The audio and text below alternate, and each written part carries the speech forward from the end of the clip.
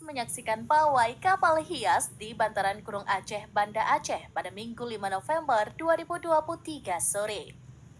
Kirap pawai kapal hias tersebut dimulai dari Jembatan Penayung menuju Jembatan Pantai Pirak, Banda Aceh.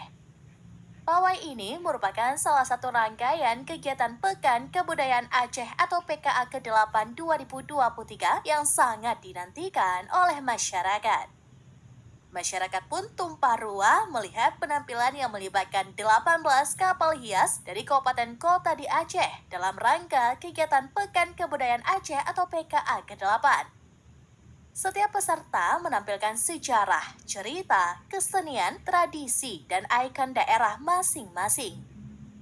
Iring-iringan kapal hias ini juga menampilkan tiruan kapal sitaan Portugis, kapal rempah, hingga armada Cheng Ho.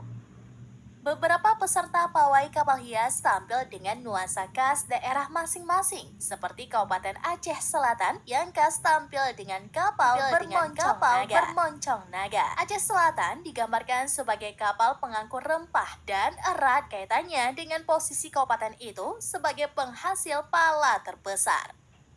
Juga ada kapal dari kota Banda Aceh yang digambarkan sebagai armada Laksamana Cheng Ho dalam sejarahnya datang dari negeri Cina ke Bandar Aceh Darussalam yang kini kita kenal dengan Banda Aceh.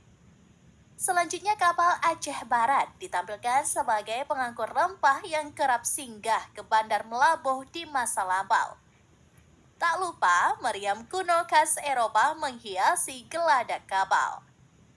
Kapal Aceh Jaya yang menampilkan kapal Nisero. Dalam sejarahnya, kapal Nisero adalah milik Eropa yang kemudian disita para pejuang di kawasan Aceh Jaya yang saat itu dipimpin seorang panglima asal Tenom.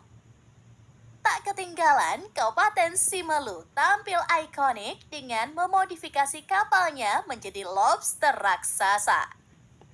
Lobster merupakan komoditas khas Simelu yang sudah dikenal hingga mancanegara.